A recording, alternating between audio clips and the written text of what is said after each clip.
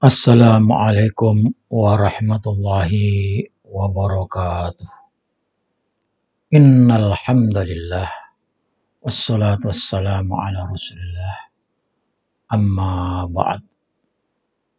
Salam takzim, salam hormat untuk saudara-saudari pemirsa, juga sahabat, teman seiring sejalan, seperjuangan.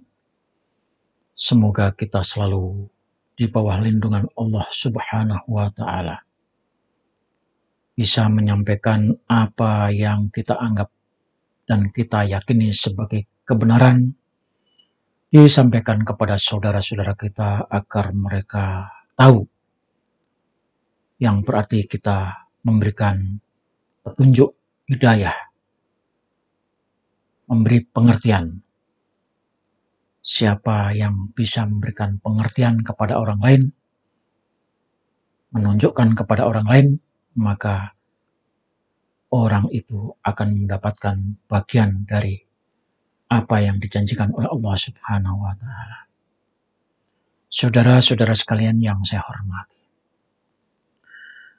beberapa hari yang lalu kita sudah mendengar provokasi Habib Rizik di Banten ketika ziarah kubro di makam leluhur kita Syekh Maulana Hasanuddin, keturunan Kanjeng Sunan Gunung Jati. Di sana Habib Rizik memberikan provokasi, dan provokasi yang disampaikan itu adalah kebohongan demi untuk melanggengkan kepercayaan agar orang mengakui Habib Rizik dan bolo-bolonya para Habib itu diakui sebagai keturunan Nabi Muhammad SAW. Dan demi memperoleh kepercayaan, maka Rizik Syihab juga menyatakan bahwa Wali Songo adalah masuk gerombolan mereka keturunan Ba'alawi. Padahal jelas-jelas Wali Songo datang ke Indonesia jauh lebih dulu dibandingkan Habib-Habib yang datang belakangan, yang didatangkan oleh Belanda pada abad ke-18 atau awal abad 19. Yang dijadikan dasar kebohongan adalah satu kitab yang disebut namanya kitab Syamsud Dhahirah.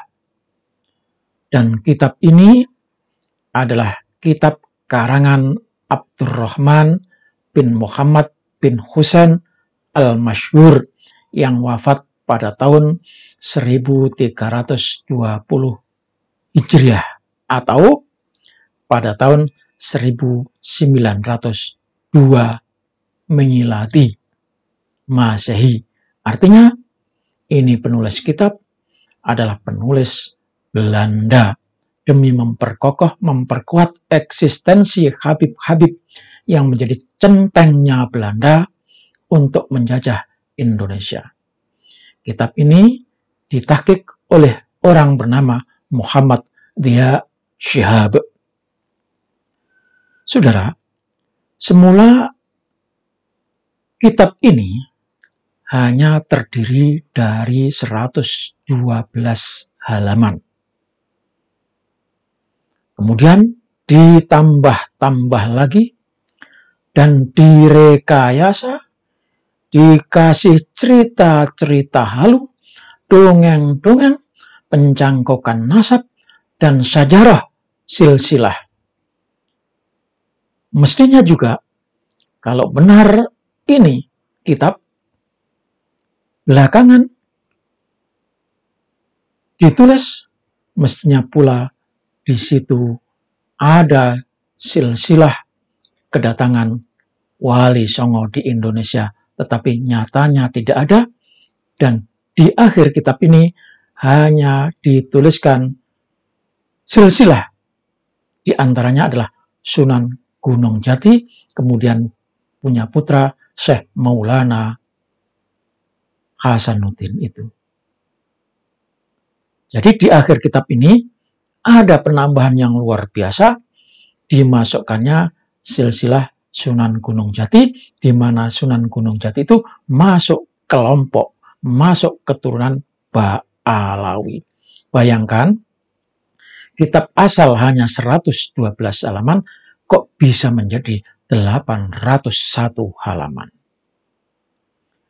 Dalam pengantarnya, Muhammad Dia Shihab sebagai pentahqiq mengaku mulanya kitab ini dicetak di Hyderabad, India pada tahun 1906 Masehi. Tetapi dia sendiri belum pernah melihatnya. Itu pengakuannya. Kemudian kitab ini dicetak lagi di Surabaya pada tahun 1953. Karena dicetak baru, ada maksud tertentu, maka banyak penambahan-penambahan. Di antaranya, satu, adanya penambahan naskah dari Habib Zainal Abidin Al-Idrus. Ini dimasukkan di sana. Tulisan Habib Zainal Abidin Al-Idrus. Yang kedua, ada penambahan naskah Abdurrahman Balfaqih yang menukil dari kitab Ali Abu Bakar As-Sakron As-Sagab. Inilah tokoh yang pertama kali mencangkokkan nasab Ubaidillah kepada Ahmad bin Isa. Ali Sakron inilah tokoh penipu ulung yang pertama kali membuat cerita kalau Habib itu keturunan Rasulullah. Ditulis oleh Abdurrahman Balfaqih dan itu dimasukkan. Artinya apa?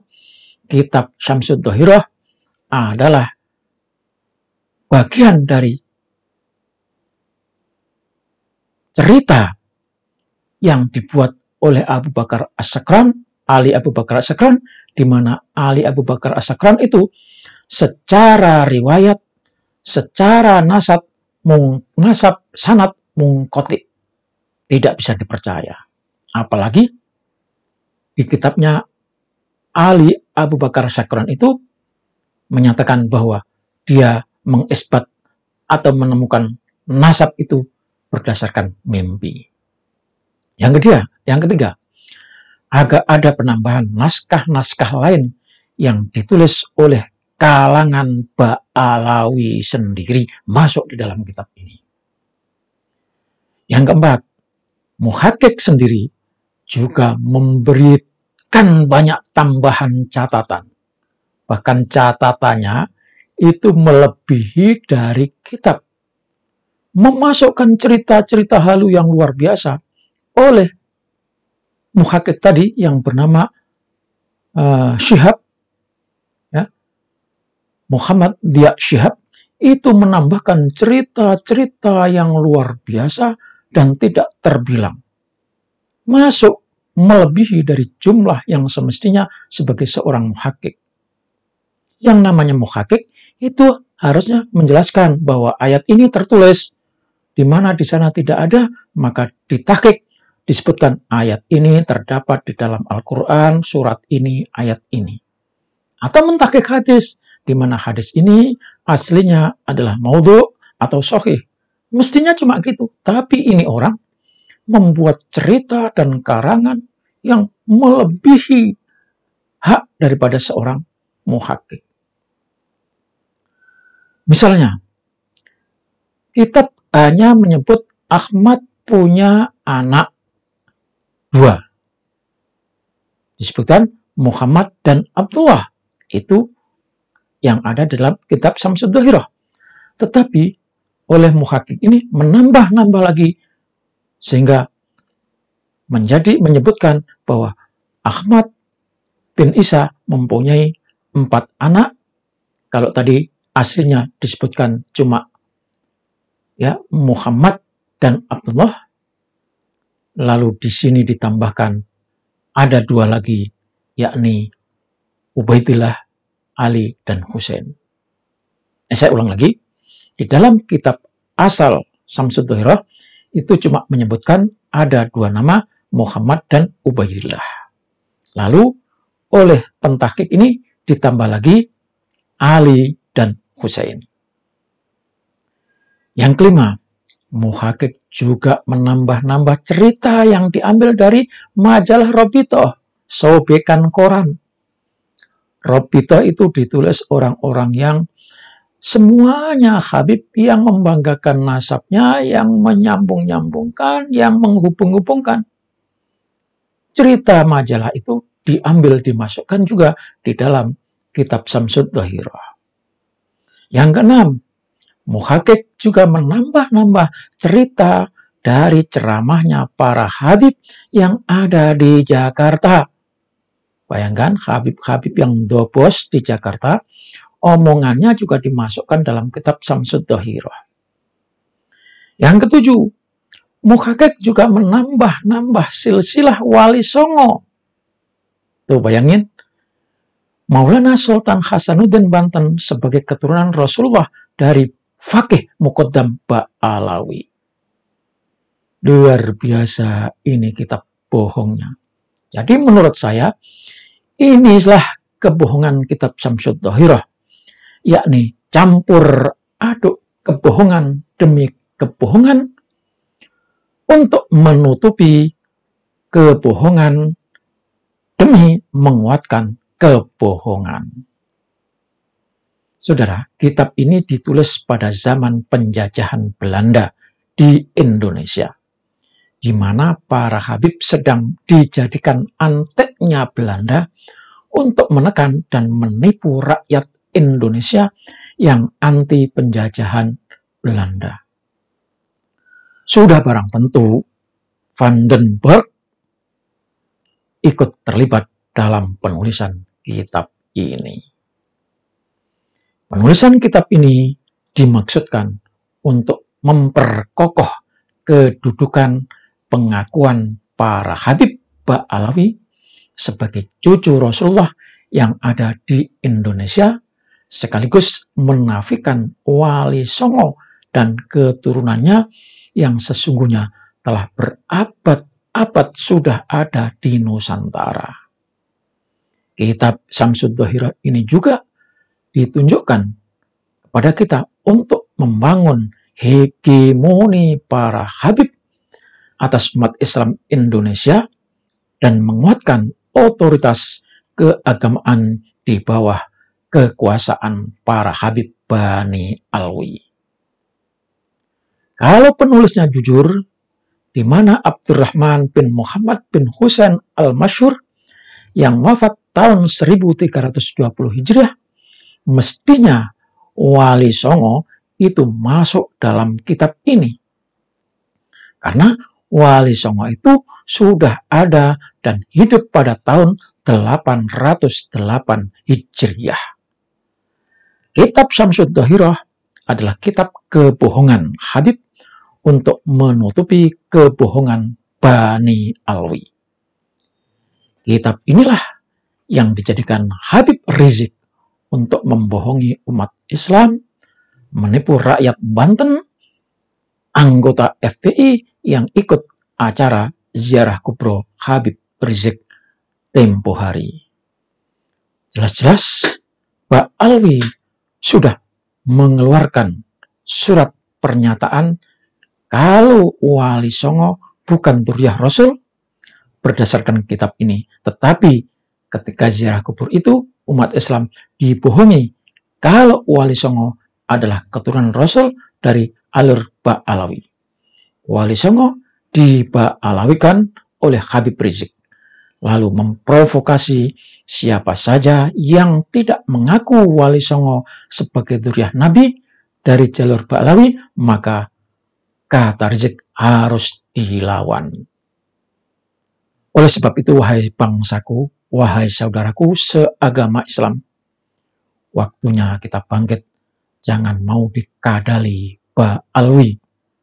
Sadarlah, wahai Mukibul, leluhur kalian lebih hebat dan lebih mulia daripada para habib yang membegal nasab Rasulullah Shallallahu Alaihi Wasallam. Semoga ini memberikan pencerahan kepada kita semuanya. Assalamualaikum warahmatullahi wabarakatuh.